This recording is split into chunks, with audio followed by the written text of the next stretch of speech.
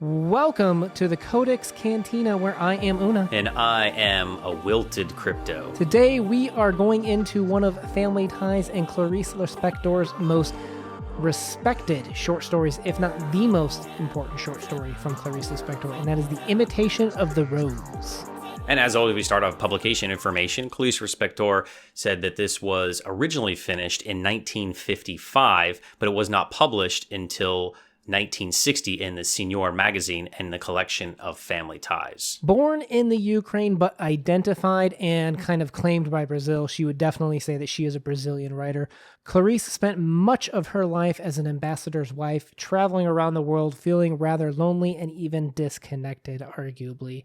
And she had her first child at 48 and actually had a failed pregnancy in 51 that will come up in the plot discussion here. But as always, she claims that she was a mother before she was a writer. I think we can see that in a lot of our work, right? Where a lot of this is playing into her personal life and she's writing what she knows is going to come through, especially in this story. In this story, we have some free indirect discourse. I always enjoy it when we have authors that do this because we've had it from Joyce. It's just something that's very interesting where you sometimes have the main character's voice come through the narrator, where sometimes you're the narrator and sometimes it's the main character speaking through the narrator. And that kind of always causes you to kind of question or just dive a little bit deeper into the main character's mind, which is what we get here. We're going to have to talk about some themes of duality as well as some of the gender differences in this story as well. The gender roles here is very, very important to talk about as we go through the plot of this piece. All right, so for plot, Laura was recently released by doctors for an undisclosed issue. She was, quote, not well, and told by the male doctors to avoid milk and anxiety. Laura, a quiet housewife, soon found satisfaction in cleaning the house and performing local chores for her husband, Armando. Their friends Carlota and her husband, Joao, were received, and Laura was happy to see Armando could talk man-to-man with Joao. I'm sorry about pronunciations. However, Laura was the opposite of Carlota, who was loud and ambitious and never saw danger, while Laura was always cautious and internal. Sometimes Laura would mess up drawers just to tidy them again. She admired the roses in the house and thought about giving one of them to her friend. However, she had reservations, as they were hers. So little things found their way into her possession. She had only bought them as a result of the florist insisting as such, but they were hers. Slipping off into a daydream, her husband returns home, and she fails to communicate with him. End plot. Reminds me of Yellow Wallpaper, right? Kind of feel like she's being gaslighting into this. Yeah, I think we're kind of... The wording in the Yellow Wallpaper is definitely more aggressive, right? Where it's very clear that the man is painted as the villain. I don't know if Clarice Lispector, while she's got violent feelings behind this, I don't know if I would ascribe her to saying that she blames the man completely for this. I think let's get into this a little bit because we got a lot of different clues about Laura to begin with story with, right? We got she was released. She was released from seeing the doctor. She's avoiding milk, which is a real thing that they say to avoid milk when you're trying to reduce anxiety. She was happy to fulfill her views and her duties in this relationship, and was disappointed that she couldn't have children. You mentioned earlier that this had been finished as early as 1955, but you can't forget that in Clarice's real life in 1951, she had just written a letter to her sister about a failed pregnancy that she just had. Yeah, I think the difference here between Yellow Wallpaper and this story is that Laura is taking some responsibility for what's happening in her life. I agree. I think what you see is a very complicated situation for Laura because all of these things that are happening, right? She's supposed to reduce her anxiety, you know? Well, we got that line that the doctor was indeed a male. She comes home to her husband, and her husband is even putting these roles onto her about, you know, well, what would I do with a ballerina, right? Like, well, and then most interesting was the florist because I was like, oh, was the florist male or female? Like, I'm kind of like, you know, these things happen in threes with Clarice, right? 3s, 5s, and 7s. And we have the quote, they were small wild roses that she had bought at the farmer's market that morning, partly because the man had been so insistent, partly out of daring. So here we have 3 examples of men putting these structures onto Laura. And I think that kind of goes to your yellow wallpaper commentary of these are structures defined by the opposite gender, right? Kind of not taking into consideration what she wants. Her role is one of servitude for them, right? Yeah, exactly. And I think this relationship between her and these men really shows how confined she is to that role, but she seems to be okay with it as well in some regards. And she likes when she's able to break free, but then she's very complacent to move right back to where she was. She doesn't continue on that path. Well, and we have quotes too about how they're talking about Mars and about how the people from Mars are perfect.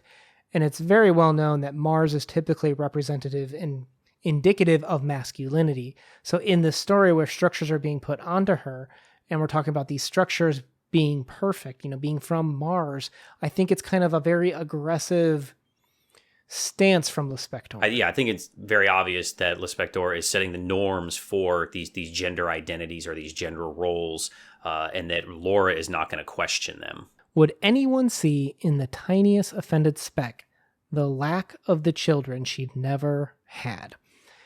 And I wonder, did you associate her? They never define this illness, why she's coming back from the doctor, why she has anxiety.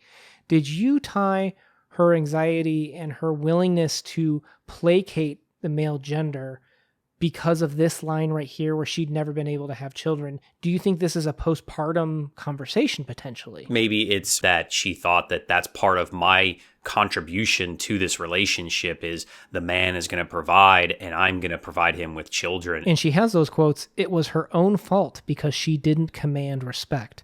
So she holds herself responsible to that regard as well. Yeah. And usually what this is being painted as is that is kind of your domain and that's what your responsibility is. That is kind of, you're painted this certain way and now she doesn't even have that to hold on to. Well, this whole setup, okay? I don't think what we're talking about right now isn't the point of this.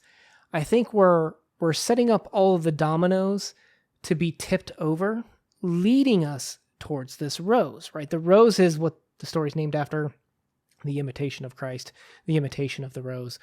We're heading towards this moment where she's given an opportunity to do something with this rose.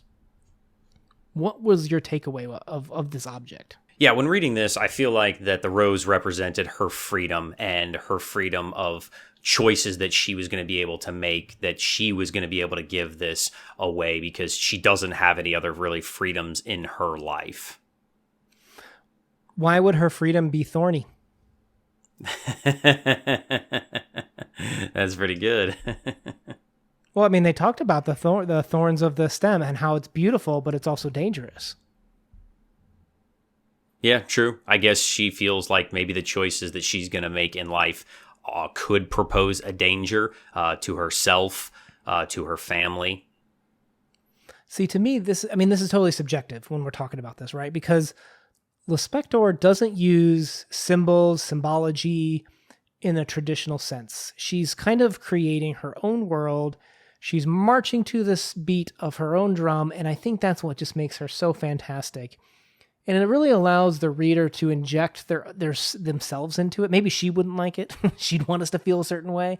But from what I've seen in conversations with Lispectors, everyone just kind of goes a different direction, and that's okay.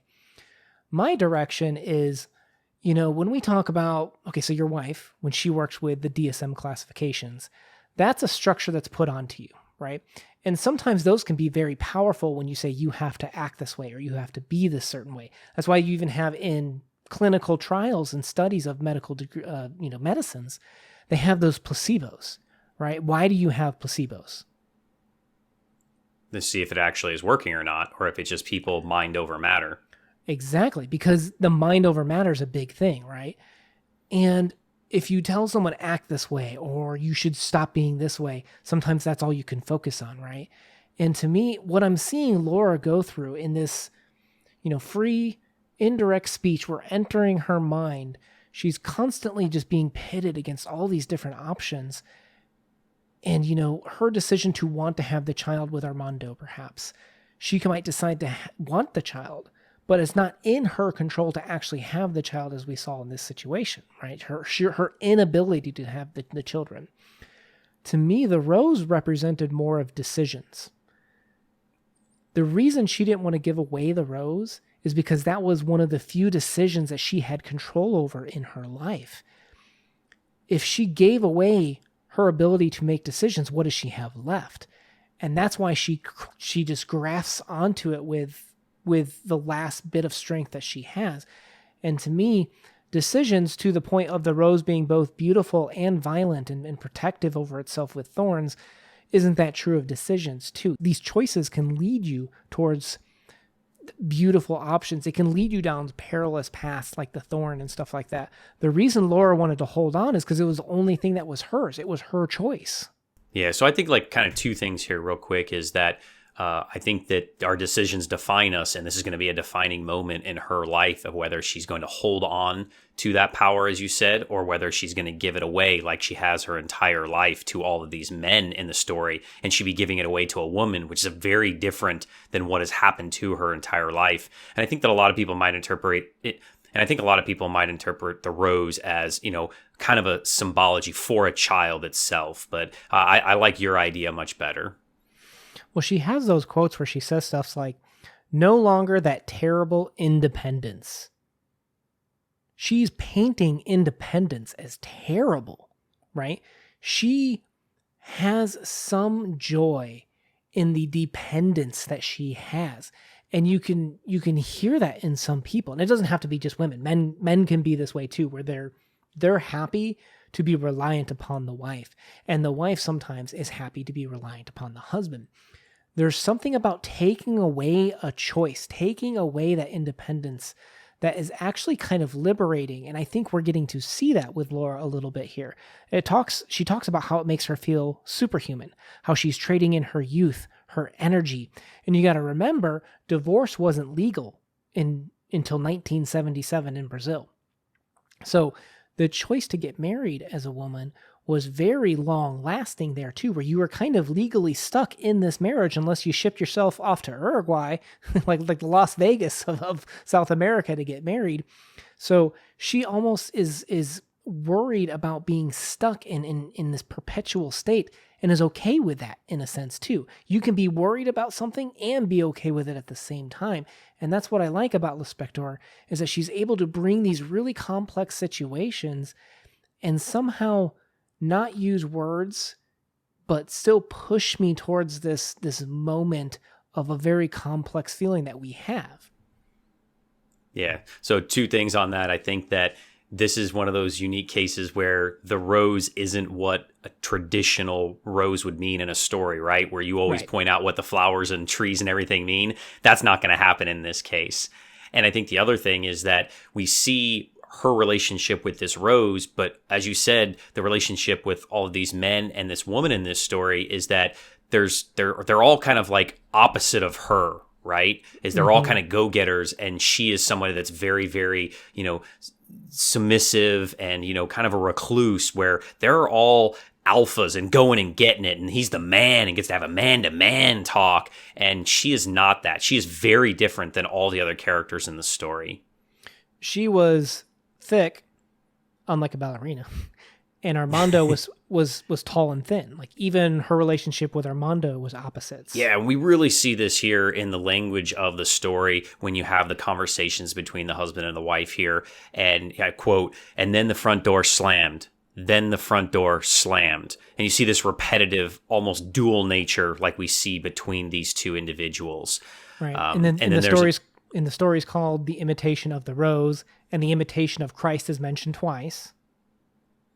Yeah, we have a quote to go with that, right? She was going to smile, so he could at least wipe that anxious suspense off his face. So she was going to smile, so he'd once again know that there would never again be any danger of his getting home too late. I really like that one.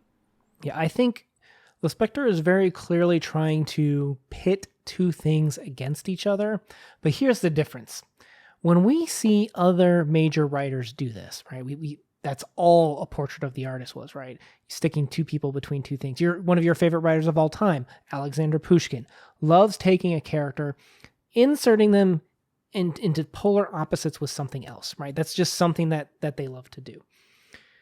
However, the point, and even Dostoevsky did this, right, with Crime and Punishment, their points are the two polar options that you could choose. Which one are you going to go with, right? I don't think that's the case with Lispector. I think instead, she's taking these two opposites and saying they're both wrong. We live in the gray. We live in the middle. And that's part of why I think Lispector is so beautiful, is both of these can be true, but you are living in the middle. You are not actually living at these poles. You don't ever see true evil or true good. You live in the in-between where both exist together. Yeah, and I think that comes back down to the rose as well, right? The literal title of this is The Imitation of the Rose, something that's so beautiful, but also kind of deadly. I mean, if you grabbed it, you would hurt yourself and there would be blood, but you would be holding this beautiful rose in a bloody hand. And that is something that is ugly and beautiful at the same time. And that's what makes her such a unique writer, I think, to all these other people, is she'll take something and she'll use it differently than everybody else. And that's why I think we love her so much. Well, we talk about how beautiful it is, but there's funny moments too. Like they had that quote, one order seemed to cancel the other, as if they had asked her to eat flour and whistle at the same time. That's funny. Like I'm sitting here reading this and I'm literally like, how would I whistle with flour in my mouth? Did you whistle too? Because I'm like, I'm trying to do it. Because I'm thinking, okay, if I had that in mouth, how would I whistle? Because I was trying to whistle while reading it. Whistle while you work. Yeah, it is highly entertaining. Hurricane Clarice earned her right as one of the stalwarts and greatest writers of all time, and not just Brazilian writers, one of the greatest writers of all time. And this was selected for our 2021 lot as potentially one of the greatest stories of all time. It's considered one of Brazil's greatest short stories of all time. Crypto, what do you think about that? I would agree with, I think, that statement, that it probably could be top 3 greatest Latin American, Brazilian stories of all time, just because of its message, and it speaks to you as an individual and says a lot about you as a person, what you'll get out of this. And a lot of times we read stories and we say, this is what the author meant, this is what you're going to get out of it, end of story, where this one is so open and fluid, and I love that about this story. I would be hard-pressed to say it's my personal favorite story of all time, but I think that says something about me. That's because I'm a Civil War guy, so I'm gonna, lean towards, Civil War stuff. I'm also a nerd and a sci-fi guy, so I'm gonna love the sci-fi elements of stories. So that's gonna draw to me. But for somebody that's living, a life close to Lispector's, this easily could be your favorite story of all time because you're gonna see yourself in that rose. You know what? I would say this. You've articulated well that this is not a mirror for us. This is not our lives, right? But this is a really, in my opinion, very good window into someone else's life. And there are moments in here about that complacency, independency, that I can see that in some people that I know. And that really rang home for me. It explained something about my life, the window of other people that I didn't really understand and couldn't put words behind. And I don't even know if the words behind it are what made me feel it. It was the emotions behind the story that made me feel it. So definitely can see why this is considered one of the greatest short stories of all time. Highly recommended. If you enjoyed today's conversation, we would love for you guys to comment down below. Feel free to leave like a rose emoji if you're not sure when you want to help us out. We're going to put a Clarice Lispector playlist down below if you want to check out more of talks from her, as we're going to go through more of her short stories and novels. Let's move into our subjective ratings. Crypto, what are you going to give this one? So on this one, I'm just going to give it an all-around 9 for both on in my enjoyment of the story and for the analytical. Because I think, like you said, with the window, when you use that analogy, most people assume that you can see perfectly through a window, right? But as we know, Lispector writes in this gray area what happens to an old window? Have you ever gone to like one of those old farmhouses and the window's been there for like 150 years? Because the glass starts to kind of bleed down and you can't see through it perfectly anymore. And the image is blurry on the outside, but you also start to see a little reflection of yourself in this, although be it a blurry one. So I think this is something that is going to draw you in and make you have feels, and you can't ask for more than that from a story if it's going to give you some type of emotional kickback. So solid 9 from me. I'm going to actually not do an analytical rating at all. I just want to do an emotional rating on this one. I'm just going to go just for pure how much I enjoyed it. I'm going to go with a 9.5 on this one. This was one of those page turners for me. And it's not even like there was really plot. Like it was like this woman that was, am I going to give this rose away or not? And I'm happy to be back home, right? Like trying to avoid anxiety. No plot. It was all in a character's mind, and I was just in love with the situation. So overall, 9.5 for me for my rating. What if Raskolnikov and Laura went and got drinks? Oh my gosh. It'd be the greatest scene of all time. Well, guys. There's some anxiety-inducing coffee. If you guys enjoyed conversations like this and are looking for more Lispector talks, please feel free to hit that subscribe button. We post videos 2 to 3 times a week. If you are looking for more literature discussions like that, please make sure you hit that subscribe button. I am Una. Thank you for joining us in the conversation today. Peace out. Peace.